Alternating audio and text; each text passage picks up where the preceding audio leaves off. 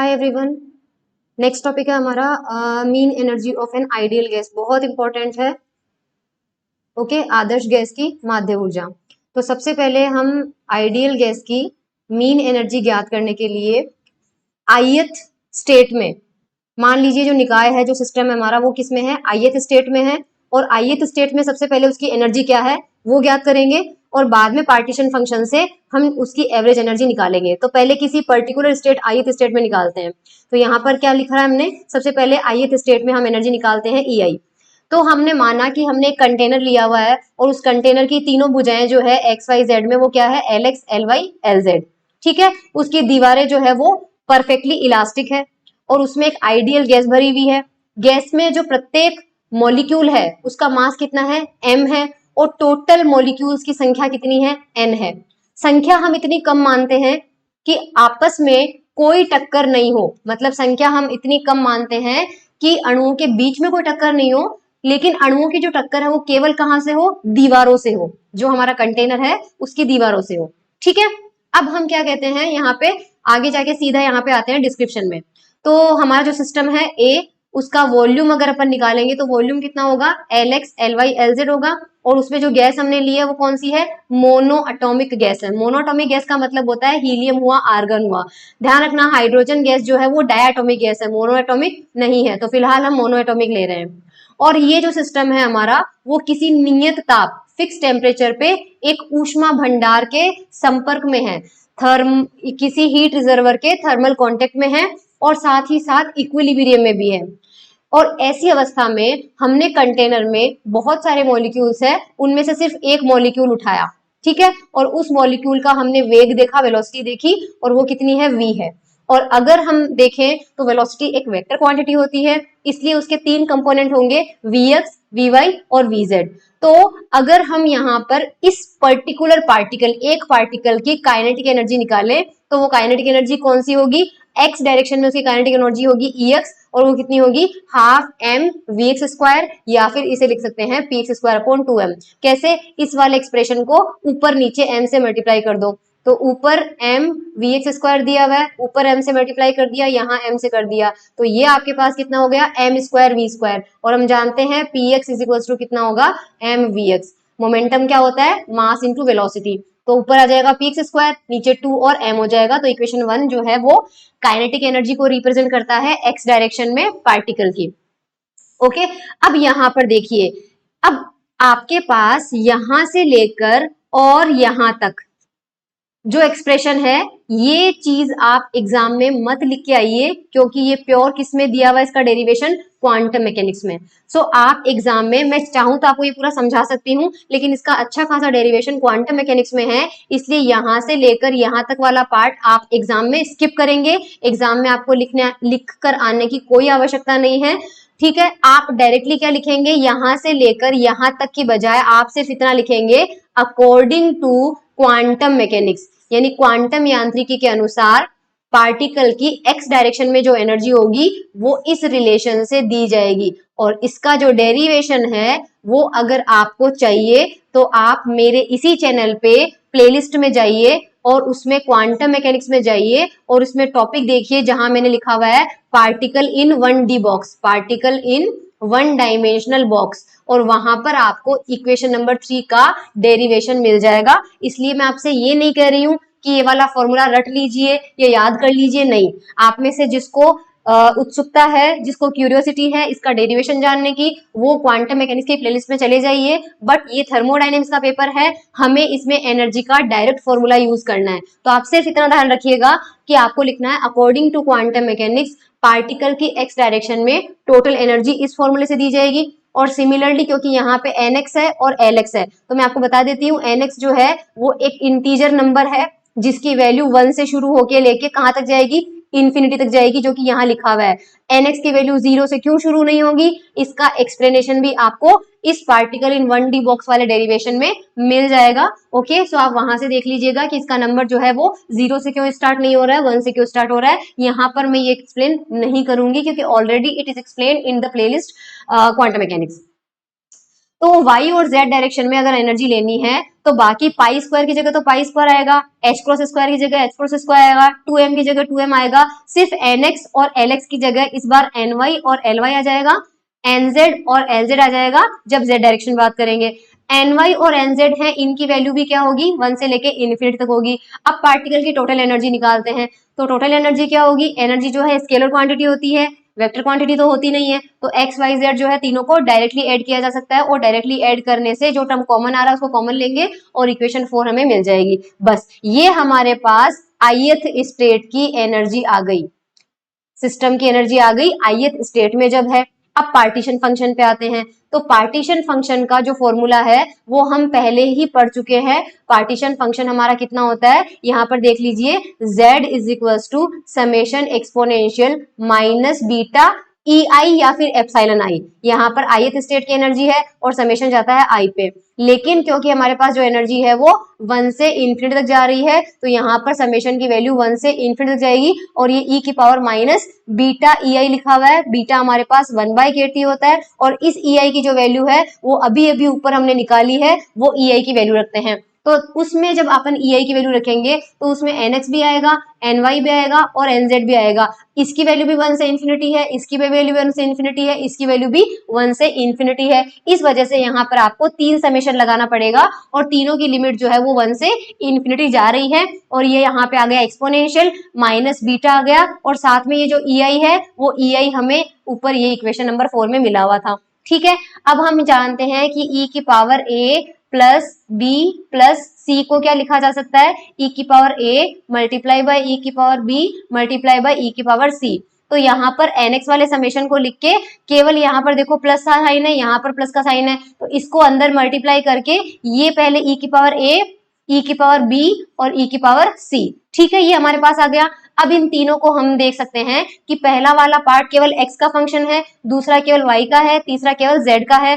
तो हम क्या करेंगे, लेफ्ट हैंड साइड में तो z है तो लेफ्ट हैंड साइड में तो z रहने देंगे, इस पूरे पार्ट को हम zx से रिप्रेजेंट करेंगे। This part will be represented by zy and this part will be represented by zz। तो यहाँ पे हमारे पास इक्वेशन 6 मिल जाएगी, zx zy और zz। तो हमने किस किस से रिप्लेस किया है, zx को इससे किया है, zy को इससे किया है और zz को इससे किया है। अब सबसे पहले अपन क्या करेंगे, एक को सॉल्व करेंगे और बाद में जनरलाइज कर देंगे सेकंड और थर्ड के लिए। तो केवल zx की वैल्यू को हम सॉल्व करेंगे।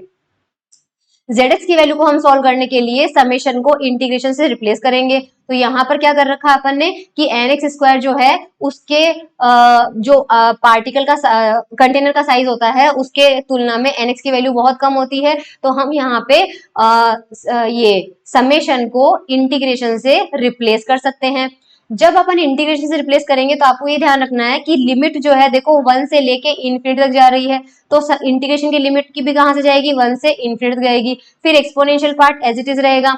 चेंज कौन सा टर्म हो रहा है इनके अंदर, केवल x की बात करूं तो चेंज कौन सा, समेशन किस पे लगा हुआ है, nx से। और आपने देखा है कि समेशन जिस चीज पे लगा हुआ है जब इसको रिप्लेस किया जाता है इंटीग्रेशन से तो इंटीग्रेशन उसी के रेस्पेक्ट में होता है, तो बाकी सारा फंक्शन एज इट इज आ जाएगा, यहाँ पे क्या आ जाएगा, dnx आ जाएगा। तो यही चीज अपन ने यहाँ पर किया। इक्वेशन नंबर 10 में ध्यान से देख लीजिए, केवल dnx आ गया और समेशन की जगह इंटीग्रेशन आ गया।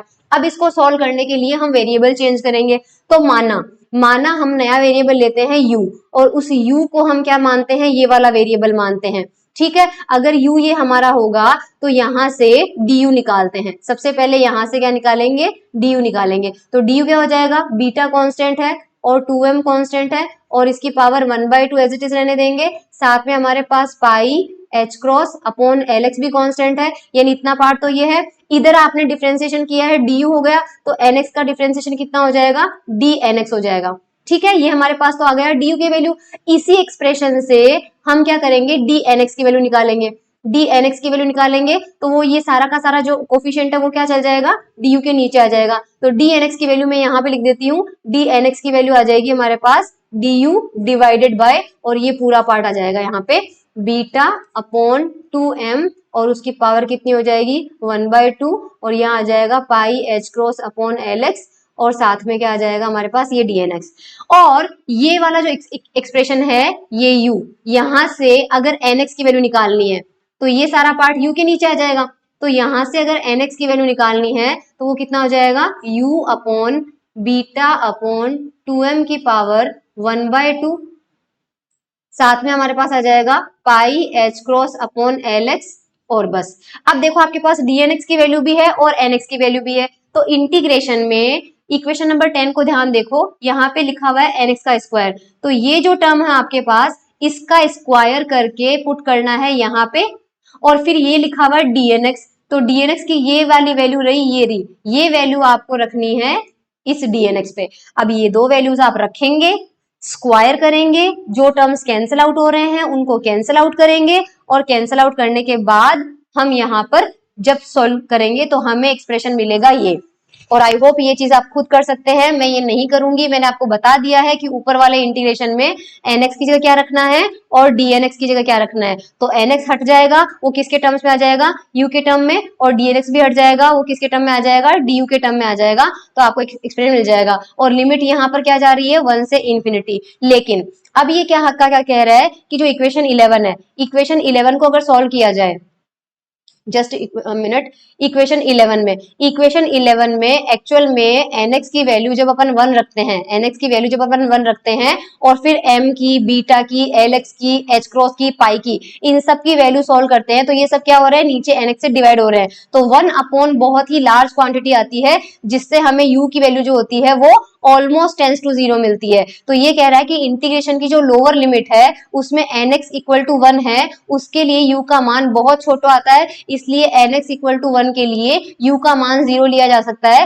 ताकि जब लिमिट में आपके पास में u आ जाता है तो यहाँ 1 जो है ये मिस टाइप है, अब आप इसकी लिमिट जो है वो 0 से इनफाइनाइट कर सकते हो। अब एक स्टैंडर्ड इंटीग्रेशन का फॉर्मूला आपको याद रखना है, यहाँ पर 0 है, सॉरी, 0 से एक्सपोन, मतलब ये एक इंटीग्रेशन होता है 0 से इनफाइनाइट e की power minus x square dx, ये इंटीग्रेशन का डायरेक्टली फॉर्मूला ध्यान रखना, ये होता है 1/2 रूट पाई, तो यहाँ पे ये वैल्यू जो है 1/2 रूट पाई आ जाएगी, तो इसको डायरेक्टली इक्वेशन नंबर 12 में इंटीग्रेशन के अंदर पुट कर देंगे, और इंटीग्रेशन के अंदर इसकी वैल्यू को पुट करके आप इंटीग्रेशन की लिमिट जो है उसको सॉल्व करना, zx की वैल्यू आपको ये मिल जाएगी, m upon 2 pi beta h cross square 1/2 lx, ये आपके पास zx आएगा, ये मैं सॉल्व नहीं कर रही हूँ, इंटीग्रेशन को रख के आप खुद लोग सॉल्व कर लेना, मैथ्स है, सिंपल मैथ्स है। इसी तरह से हमें zy मिल जाएगा और इसी तरह से हमें zz मिल जाएगा, सिंपली lx की जगह क्या आ जाएगा, ly आ जाएगा और उसकी जगह lz आ जाएगा, तो हमें zz मिल जाएगा। अब हमने ऊपर देखा था कि z की वैल्यू थी zx, zy और zz, और तीनों वैल्यू हमें मिल चुकी है, तो यहाँ पर क्या करेंगे, ये वैल्यूज पुट करेंगे, तो zx की वैल्यू यहाँ पे, zy की वैल्यू यहाँ पे और zz की वैल्यू यहाँ पे, तीनों में ये फर्स्ट वाला फैक्टर जो है वो कॉमन है, तो इसकी पावर 1/2, पावर 1/2 और पावर 1/2 मिलके पावर कितनी हो जाएगी, 3/2 हो जाएगी, और इधर lx, ly और lz यहाँ पे मल्टीप्लीकेशन में आ जाएगा। हमें पता है कि कंटेनर का जो वॉल्यूम होता है वो होता है v is equals to lx, ly, lz, तो इसकी जगह v आ जाएगा, और इक्वेशन नंबर 13 हमें मिल जाएगा partition function for ideal monoatomic gas. तो एग्जाम में पूछा जाए कि आइडियल गैस के लिए पार्टीशन फंक्शन का फॉर्मूला डिराइव कीजिए, तो ये वाला फॉर्मूला अपन को करना है। अब अपन मेन मुद्दे पर आते हैं, एवरेज एनर्जी। एवरेज एनर्जी निकालने का फॉर्मूला आप यहां से छोड़ दीजिए, यहां से डायरेक्टली याद रखिए, मैंने प्रीवियस लेक्चर में बताया था कि कोई क्वांटिटी है y, अगर उसका एवरेज निकालना है तो हमें समेशन पी आई यहाँ पर प्रोबेबिलिटी होता है, और वाई आई यानी उस क्वांटिटी की ith स्टेट में वैल्यू। अब क्योंकि हमें एनर्जी की एवरेज वैल्यू निकालनी है तो वो हो जाएगा समेशन पी आई और एनर्जी ith एनर्जी, ये फॉर्मूला आ जाएगा, तो डायरेक्टली इसका ध्यान रखिए। एवरेज एनर्जी का फॉर्मूला हमारे पास इस वाले फॉर्मूले से आ जाएगा। पीआई प्रोबेबिलिटी का फॉर्मूला भी हम डिराइव कर चुके हैं, पहले ये वाला आता है, तो पीआई की जगह वैल्यू पुट करेंगे, तो पीआई की जगह वैल्यू पुट कर दी, और ईआई की जो वैल्यू है, ईआई की जो वैल्यू है वो आपने यहाँ पे इस तरह से रख दिया, ये ईआई की वैल्यू आ जाएगी। एवरेज एनर्जी में समेशन है इसलिए ऊपर समेशन आया है, और प्रोबेबिलिटी के एक्सप्रेशन में समेशन नीचे है इसलिए समेशन नीचे भी आएगा, तो आपको इस एक्सप्रेशन में समेशन ऊपर भी मिल रहा है और नीचे भी मिल रहा है, और उसका रीजन अब आपको क्लियर हो चुका है कि ऊपर वाला समेशन किससे वजह से आया है, एवरेज एनर्जी के फॉर्मूले में समेशन था इसलिए समेशन आया है, और नीचे समेशन क्यों आया है, क्योंकि प्रोबेबिलिटी के एक्सप्रेशन में नीचे समेशन था। तो पार्टीशन फंक्शन z की डेफिनेशन से अब यहाँ पर देखो, हम जानते हैं कि z क्या होता है, समेशन e की पावर माइनस बीटा आई। ओके, इस चीज को भूल जाओ, इस चीज को भूल जाओ। इफ यू रिमेम्बर, हमने प्रीवियस लेक्चर में माध्य ऊर्जा का एवरेज एनर्जी का फॉर्मूला निकाला था। इफ यू रिमेम्बर डेरिवेशन के दौरान माध्य एनर्जी का एक फॉर्मूला आया था -1/z del z upon del beta. Check कर लीजिएगा, आपके पास ये वाला फॉर्मूला हमने डिराइव कर रखा है, तो डायरेक्टली ये वाला फॉर्मूला लिखिए। तो -1/z del z upon del beta. अब इसको मैं लिख लेती हूँ क्योंकि यहाँ थोड़ी सी कैलकुलेशन करनी पड़ेगी। तो हमारा एवरेज एनर्जी का फॉर्मूला आ रहा है -1/z del z upon del beta, और z हमने अभी अभी निकाला है, z हमारे पास है Vm upon 2 pi beta h cross square की पावर 3/2। तो चलिए रखते हैं, तो -1/z है, यानी इसका उल्टा करना है, इसका उल्टा करना है, यानी v की जगह आ जाएगा 1/v, और इसकी पावर 3/2 है तो इसका उल्टा कर देंगे तो ऊपर चला जाएगा 2 pi beta h cross square upon m, और इसकी पावर कितनी हो जाएगी 3/2। मतलब m ऊपर था उसको नीचे ले लिया है, 2 pi beta h cross square नीचे था उसको ऊपर ले लिया है, और अब आ जाएगा डेल बाय डेल बीटा, फिर से z रखना है, z रखना है तो z की वैल्यू आ जाएगी Vm upon 2 pi beta h cross square इसकी पावर 3/2, और ये ओके। अब हमें ये सॉल्व करना है, तो सबसे पहले यहां पर देखिए आप -1/v 2 pi beta h cross square upon m 3/2। अब ये देखिए डिफरेंशिएशन केवल बीटा के रेस्पेक्ट में हो रहा है, तो केवल बीटा को छोड़ के बाकी सारे टर्म कांस्टेंट है तो उनको बाहर ले लीजिए। तो v कांस्टेंट है बाहर ले लो, m कांस्टेंट है, 2 पाई कांस्टेंट है, h क्रॉस स्क्वायर कांस्टेंट है, लेकिन ये सब की पावर कितनी है 3/2 है, तो m अपॉन 2 पाई h क्रॉस स्क्वायर और इसकी पावर 3/2 कांस्टेंट है, और डेल बाय डेल बीटा, और अंदर क्या बचेगा, अंदर आपके पास बच रहा है, नीचे देखो बीटा है 1 बीटा की पावर 3/2, यानी कि आपके पास क्या बच रहा है बीटा की पावर -3/2। सिर्फ हमें इसका डिफरेंशिएशन करना है। अब यहाँ पर देखिए m की पावर 3/2 से m की पावर 3/2 कैंसिल, 2 पाई h क्रॉस स्क्वायर से 2 पाई h cross square cancel out, और यहाँ पर v से v कैंसिल आउट, ठीक है। तो हमारे पास बच रहा है यहाँ पे माइनस बच रहा है एक तो, और ये सब हट चुका है, यहाँ पे देखो बीटा बच रहा है माइनस बीटा की पावर 3/2 बच रहा है, इधर हमारे पास डेल बाय डेल बीटा बच रहा है, और इधर बीटा की पावर -3/2 बच रहा है। ओके, अब बाहर वाले माइनस बीटा की पावर 3/2 को तो एज इट इज रहने दीजिए, और x की पावर n का डिफरेंशिएशन कितना होता है nx की पावर n-1, तो यहाँ पर कितना हो जाएगा n x की पावर n-1। ओके, तो माइनस बीटा की पावर, ये माइनस और ये माइनस कैंसिल आउट होके प्लस हो जाएगा, बीटा की पावर 3/2 है, और यहाँ पर माइनस का 3/2 -1 कितना होता है माइनस का 5/2, तो यहाँ आ जाएगा बीटा की पावर -5/2। अब हमें पता है कि बीटा की पावर 3/2 और -5/2, तो 3 - 5/2 कितना हो जाता है माइनस का 2/2, यानी कि -1। तो ये आ रहा है बीटा की पावर -1 आ रहा है, तो यहाँ पे हमारे पास हो जाएगा 1/बीटा, ये हमारे पास आ रहा है 1/बीटा।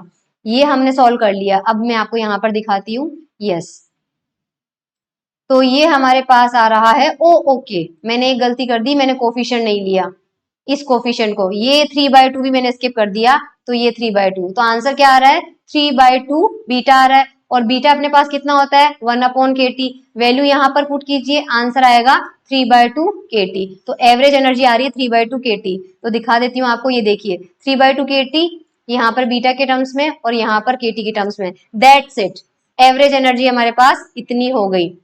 अब हमारे पास यहाँ पे क्या करना है, एक मॉलिक्यूल की एनर्जी कितनी है 3/2 kT है, तो टोटल एनर्जी अगर अपन को निकालनी रही तो टोटल एनर्जी n मॉलिक्यूल्स है, हमें केवल माध्य ऊर्जा निकालनी थी, खैर तो माध्य ऊर्जा आपके पास आएगी 3/2 kT, बस यहीं तक आपको करना है। इसके बाद हमारे पास नेक्स्ट टॉपिक, ये चीज कुछ नहीं करनी है, ये हमारे पास है मीन प्रेशर, जो कि हम करेंगे नेक्स्ट लेक्चर में। इंग्लिश मीडियम वाले बच्चों को दिखा देती हूँ जो नोट्स प्रिपेयर करने हैं, ये रहा हमारे पास mean energy of an ideal gas, ये वाला पार्ट आप पोज करके देख लीजिए। उसके बाद इक्वेशन 1 यहां से लेकर और नीचे तक आपको नहीं करना है, मतलब इक्वेशन 1 के बाद आपको कहां से स्टार्ट करना है वो मैं बता देती हूँ। इक्वेशन 2 तक आपको कुछ नहीं करना है, आपको क्या लिखना है simply according to quantum mechanics, और डायरेक्टली एनर्जी का फॉर्मूला लिखना है इक्वेशन नंबर 3 में जो दिया हुआ है। इसी तरह से E y आ जाएगा और E z आ जाएगा। टोटल एनर्जी जब निकालेंगे तो टोटल एनर्जी हमारे पास क्या आ जाएगी, इक्वेशन 4 से आ जाएगी। फिर हमें निकालना है पार्टीशन फंक्शन, तो पार्टीशन फंक्शन से z का फॉर्मूला आ जाएगा, EI की वैल्यू रखी हमने, और ये मल्टीप्लीकेशन में आ जाएगा zx, zy और zz हो जाएगा। सिर्फ zx को सॉल्व करेंगे, समेशन को इंटीग्रेशन से रिप्लेस करेंगे, वेरिएबल मानेंगे, nx निकालेंगे, nx और dnx कैसे निकालना है वो मैंने बता ही दिया है। लिमिट रिप्लेस की जाएगी 0 से इन्फिनिटी, और zx, zy और zz आ जाएगा। वापस तीनों को ऊपर रखेंगे, मल्टीप्लीकेशन में करेंगे तो z की वैल्यू आ जाएगी। फिर हम निकालेंगे एवरेज एनर्जी, तो इक्वेशन नंबर 14 में हमारे पास प्रोबेबिलिटी दी हुई है। एवरेज एनर्जी का फॉर्मूला ये होता है, यहाँ पर वैल्यू पुट करेंगे, z, ये चीज अपन को नहीं करनी है, अपन को डायरेक्टली एवरेज एनर्जी का फॉर्मूले पे जाना है, ये होता है, पढ़ा हुआ है हमने। और अभी मैंने z की वैल्यू यहाँ रखी है, z की वैल्यू यहाँ रखी है, और सॉल्व किया, एवरेज एनर्जी आ गई 3/2 kT। दैट्स इट, यही अपन को इतना ही करना है, बाकी ये चीज यहाँ पे नहीं करनी है। एवरेज एनर्जी हमारे पास हो गई।